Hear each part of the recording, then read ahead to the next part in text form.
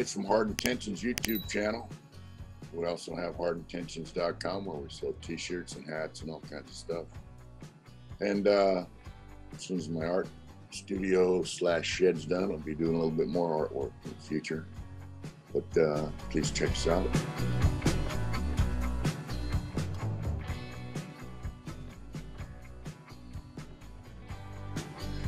You know, I spoke about something briefly in a short video. It just keeps irritating me because, you know, there's a guy, his channel, made his career on YouTube talking about motorcycle clubs. And he was in a motorcycle club somewhere out on the East Coast, and he quit for whatever reason. You know, whether he's out bad, good, otherwise, I don't know. I don't care. You know, but he just keeps running his lips about motorcycle clubs. He did a video about a video, basically, where, you know, there was a video released of a guy who's president of a motorcycle club, and now I guess he's being kicked out or something. And he made a video about it, and, you know, said, just my opinion, you know, and then later on he said, oh, you know, I'm going to quit doing videos about motorcycle clubs and just talk about motorcycles because that's what it's all about. Evidently, I think some of my friends believe that he was checked about running his lips about stuff he doesn't know anything about.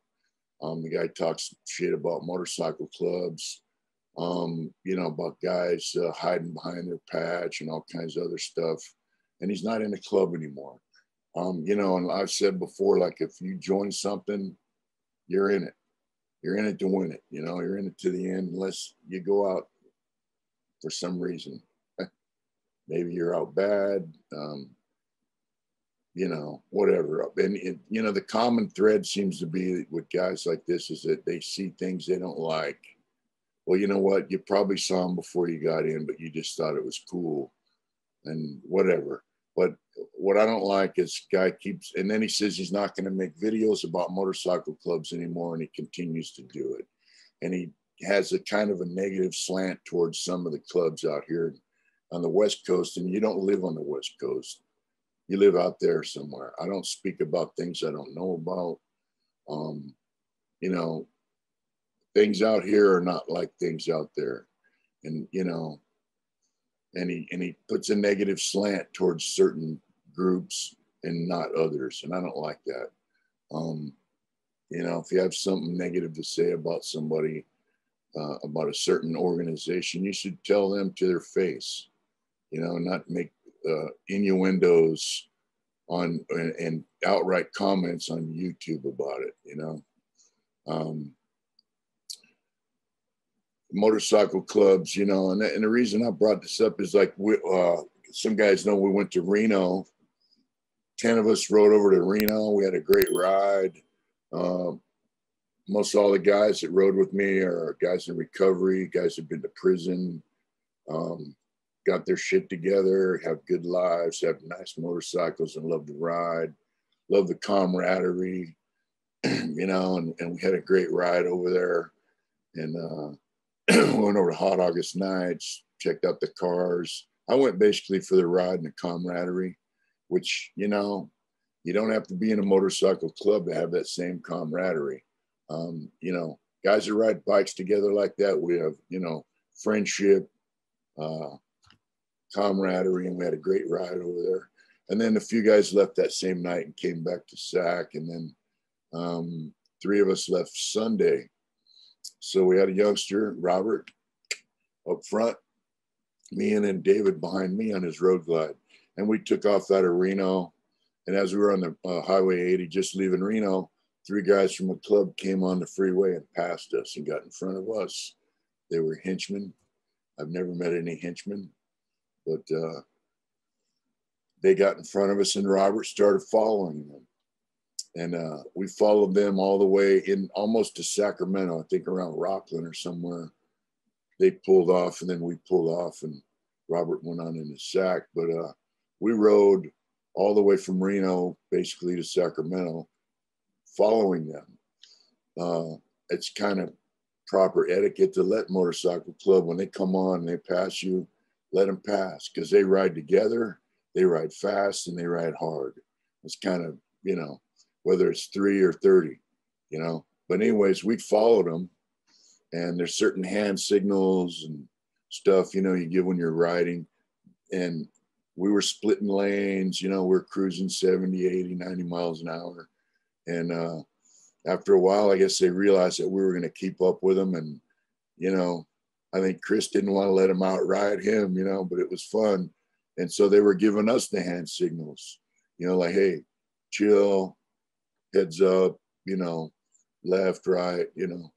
And there was a youngster up front, you know, I think he's a youngster. He's kind of a thin guy on a dyna. He would stand up, you know, on his foot pegs and look, check the traffic, split the lane, you know, and it was a blast. And that's what motorcycles are all about. And that's what motorcycle clubs are all about. You know, like I've said it before, it doesn't mean murder crew, it means motorcycle club, which means the common thread is motorcycle. And so we got into town, close to town. Them guys took the off ramp, gave them, you know, see you later. So that was fun, man. And, you know,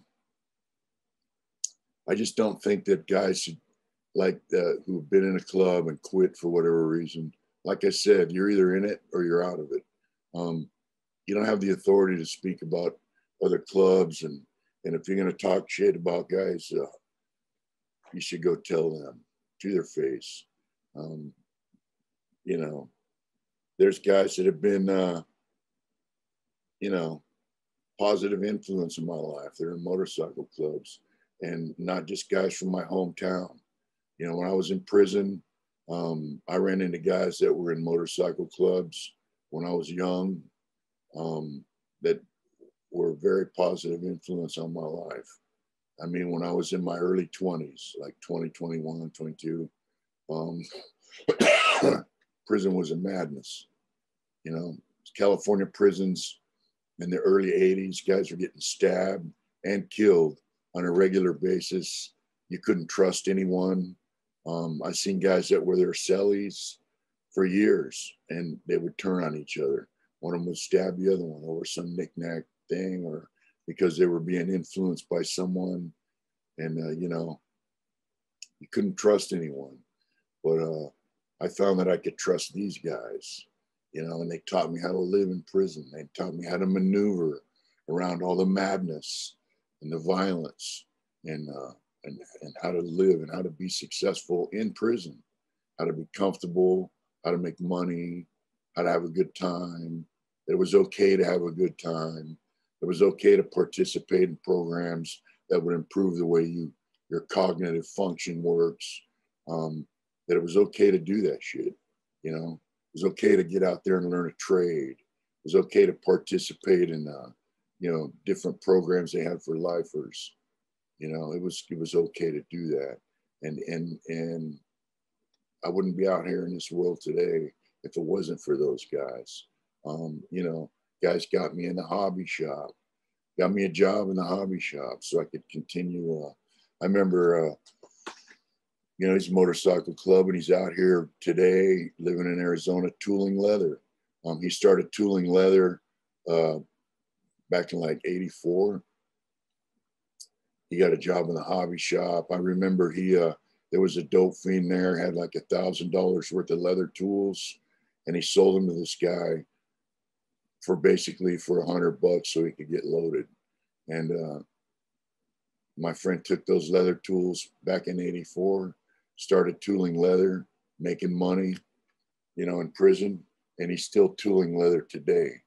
And, you know, and he's making a living at it, and he's living a good life and doing everything legal, even though he's an outlaw motorcycle rider in a club. But I remember he came up to me and he goes, you know, I was a woodworker. I used to go to hobby and do woodwork, make jewelry boxes, all that kind of stuff. And he's like, you know, Smiley, you can't keep a job. You always get in trouble with these jobs, but you're always in the hobby shop. So why don't you come down here and get a job in a hobby shop? And I told him, well, you know, I asked about getting a job in the wood section, you know, and the guy told me no, the hobby manager. And he goes, come back tonight. And so I remember going back that night, and I said, you know, I'd like to have a job in a hobby shop, taking care of the wood area. And he goes, all right. And he goes, if you fuck up, I'm not going to write you a disciplinary report and fire you. I'm going to write him up and fire him. And he pointed to my friend, and he goes, so you still want the job? And I go, yeah. And I held that job for a long time, you know. But, you know, those guys had very positive influence upon my life. And, you know, they're my friends. You know, there's other guys that I used to see. Like I remember reading a book about David Allan Coe, country music singer, you know. He was actually in a motorcycle club.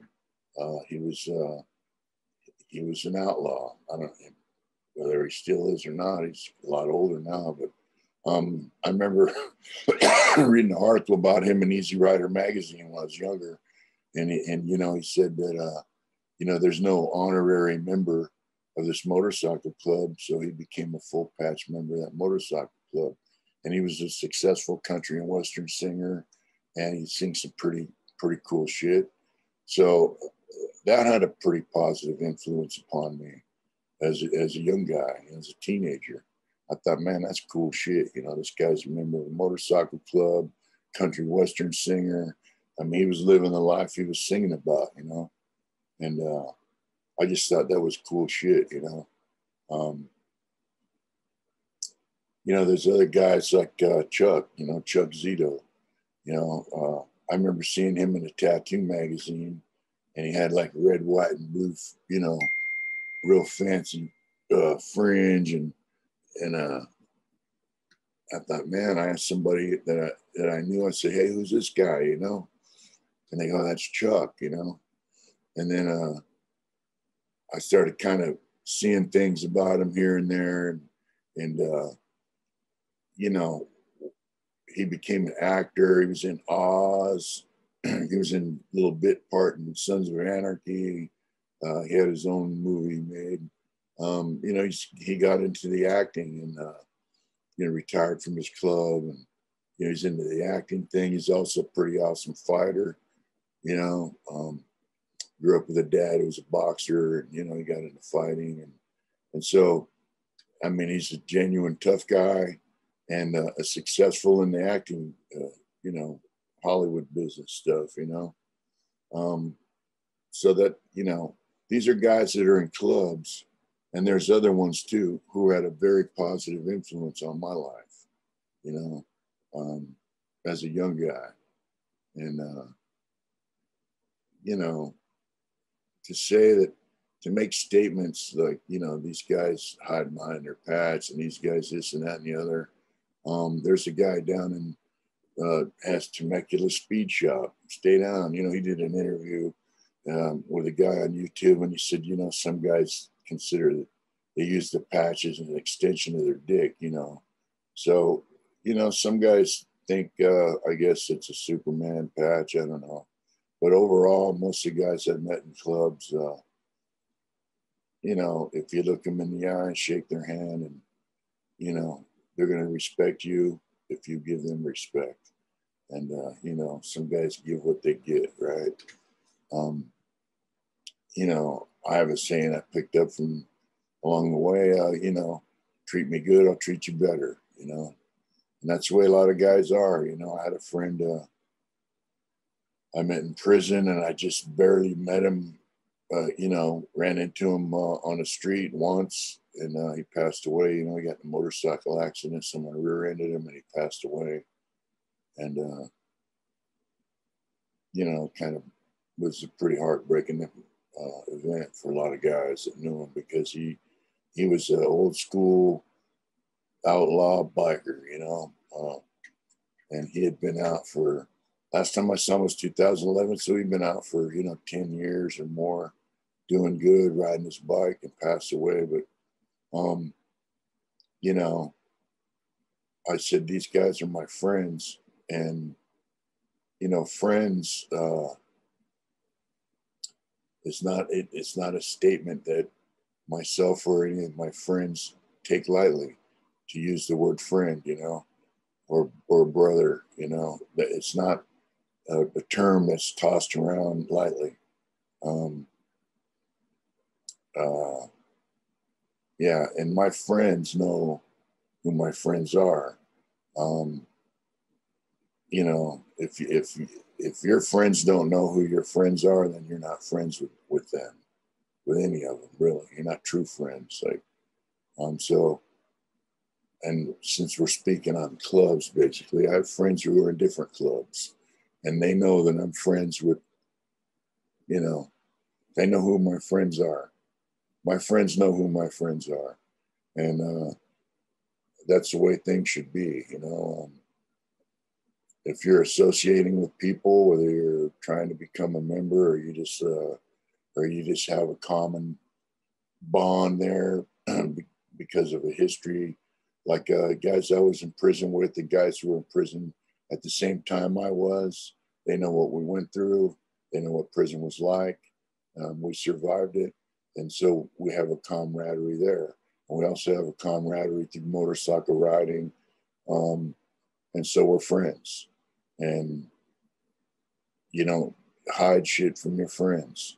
Uh, you know, you're honest, open, and you know, you have a genuine concern for your friends. That's the way it is. You know, I was talking to my friend up the hill. He read a book about some ATF or FBI agent, whatever, that went undercover into a motorcycle club, and he was undercover for a long time, and you know, he said that he he had confusion going on, basically, because he developed a genuine affection for these guys that he was investigating. He was posing as a motorcycle club member. He was an undercover cop, basically. And he said when a family member passed away, these dudes came over to his house. They didn't know he was a cop. They thought he was one of their brothers, you know, and they, you know, hugged him, give him a kiss. We love you. Sorry about your loss, you know, and brother, you know, and none of his ATF agents or FBI people, whatever, called him and said shit, you know, and they all knew that this guy had lost a family member. So he said, you know, he said he had to finally call it quits because he couldn't figure out whether was one of these guys or if he was a cop, you know, that he had developed that much affection for these guys. So, you know, that's biker shit. You know, that's not just club shit. That's true biker shit. When you got guys that ride motorcycles together and, you know, you have a friendship there. And like I said, the term friendship and friend and brothers, those are not terms that are tossed around lightly in the motorcycle world, you know. Like all the guys I rode with in Reno, they all been to prison. They're all outlaw dudes. Whether they will never commit another crime in life, probably, but they're still outlaws, you know. So, you know, I don't know. I just think guys that talk shit about motorcycle clubs and all that kind of shit. Why are you doing that? You know, I mean, that's your lane, whatever. But you know, you don't have the authority to do that kind of shit, dude. And you know, it's kind of annoying, you know, to be honest. And you know, people give what they get. So eventually, I'm assuming, you know, if you're out and about and you're around them folks, which you probably won't be because you don't live out here, you know, it'll be all bad. You know, I said it before, I said it many times, you know, on my channel. Um, you know, I grew up in a shitty home life, you know, alcoholic, abusive stepdad, you know, narcissistic mom, involved in her career. I was a latchkey kid, running the neighborhood. And, you know, these guys showed us respect as kids. I had a whole crew of guys I grew up with. We were all the same. And these dudes showed us respect as kids. They influenced us probably without even knowing it. And we all grew up to ride motorcycles, and some guys went on to join clubs and some didn't, but we all have that influence that we got from those guys as adults. And, you know, we all became men. I saw a documentary and he says, you know, who are you guys? And the guy said, you know, he was on Geraldo. I said, we're a club, you know, of men, basically. And he says, well, there's a lot of men in the world. What do you mean? What's your definition of men? He says, we're men, you know? And so in this day and age, I think that still applies. Guys that ride motorcycles in a club or not are usually a cut above most men nowadays. Most, you know, in a time when it seems like they're trying to cut the nuts off men, and feminize the male population with all the politically correct crap. You know, guys that ride bikes in the outlaw motorcycle world, like I said, in a club or not, they're men. You know, they still have their balls. They still treat people with respect. They still stand up for what's right, for their friends and family. And that's what it's all about, man. You know, I went over to Street Vibrations and to sell T-shirts, set up a booth, and I think I sold more T-shirts to guys that knew me and came to Street Vibrations, some from, you know, a ways away. I'm sure they went for the ride, but they also went there to stop by and see me and support me and buy T-shirts and give me a big hug. And, you know, that's what it's all about, man. It's all about, you know, camaraderie and motorcycles. And, you know, like I said, when we were on the freeway riding back from Reno, them guys in that club, we don't know them, but we followed them. And so they recognize, okay, we got some guys following us there that are motorcycle riders, you know. And so, you know, we had a great time, you know, and there are guys in the motorcycle world that are outlaws that have become very successful, legally successful. It's not all about criminal bullshit like you see on TV. You see guys giving each other a hug and a big kiss. That's what it's about, man. And if you got friends in your life, if you're a regular dude, and you got one or two friends like that in your life, you're lucky. I'm blessed to have several friends like that I feel that connected with, you know. It's like an extension of your family.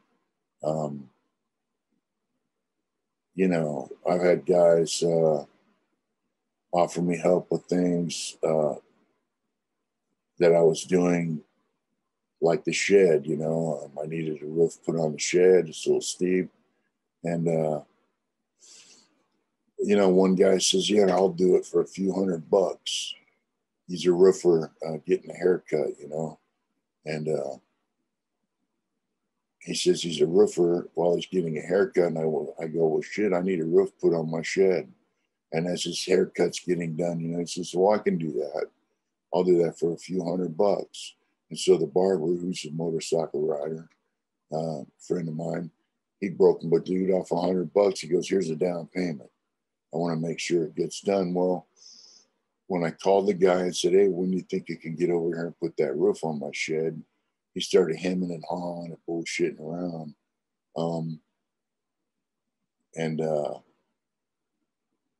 You know, it turned out, you know, he wanted to have his brother do it, wanted to charge, you know, $1,500. But if you tattoo on my brother, it won't cost you as much. And I said, hey, dude, check this out. My dad was a roofer.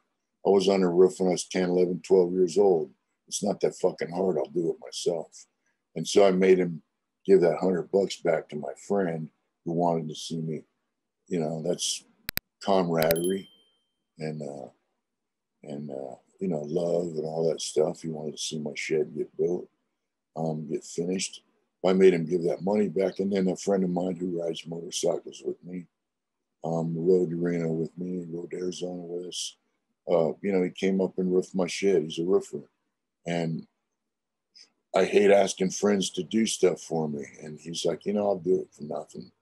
And I'm like, no, no, no. And he's like, I'll do it for $100. And basically, you know, I had to twist his arm to be able to pay him for the work that he did for me. And that's love, man. That's love, and that's respect, and that's camaraderie that you don't find in the normal world. Most people in the normal, you know, secular citizen world, they don't have that kind of love and respect coming from their friends. You know, it's a cutthroat world nowadays, it seems like, you know, and like I said, a lot of guys, you know, they let society cut their nuts off. You know, there's a guy down the hill that watches my channel. He used to be an LAPD SWAT officer, and you know, some things happened to him. Quit that job. Now he's an ICU nurse at a hospital down the hill in Sac, and he's been watching my channel. Made comments. You know, hey, he's bought shirts. When I was making wooden toys, he bought a bunch of airplanes from me. And, you know, I met him and he's like, hey, dude, you're doing good shit. And I just want to support you and help you out. And because you're doing positive shit. This guy rides motorcycles. You know, he's got you know, a couple Harleys. His old lady's got a motorcycle. So even though he's not like in the outlaw thing, he's a motorcycle rider. And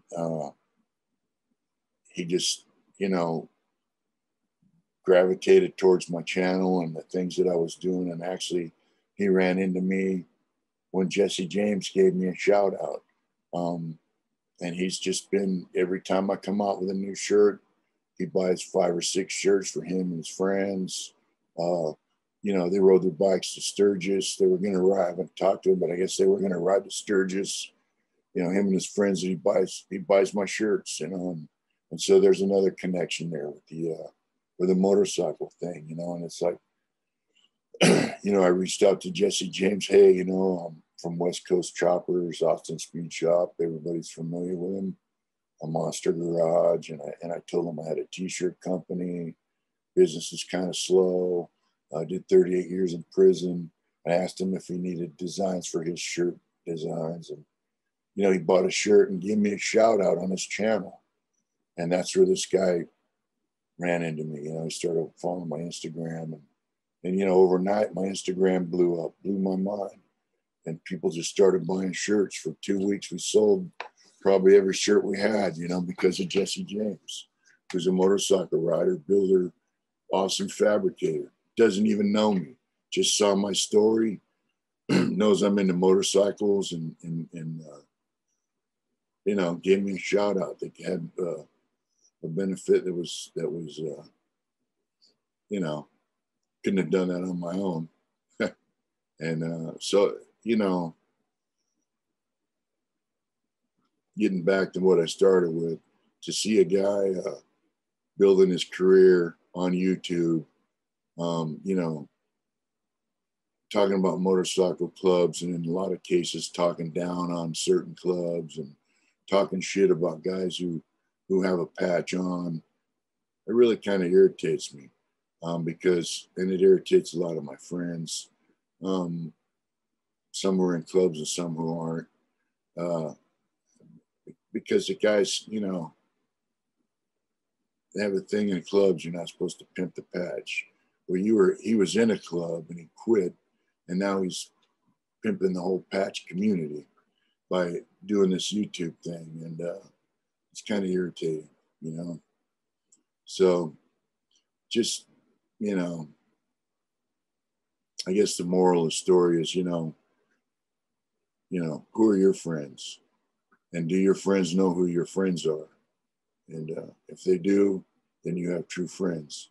And if they're there for you and you had affection for them, you guys have camaraderie, you're lucky. And yeah,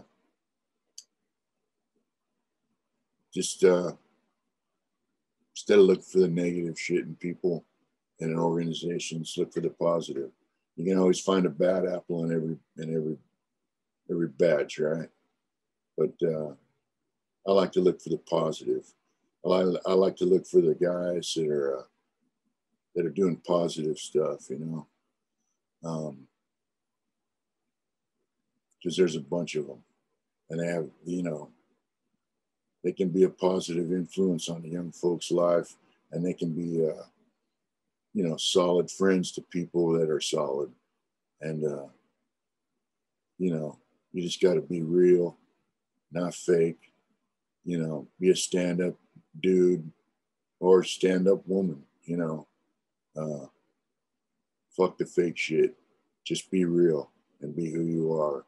And people will respect you. And what more can you ask for? You know, get out there and do it hard. And don't let no one stop you. Take care. Thanks for watching. Be safe out there. Do it hard.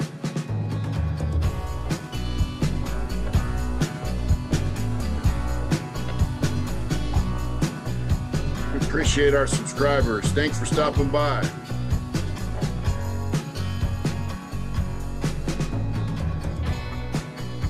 Thank you for watching, folks. Visit us at HARDINTENTIONS.com.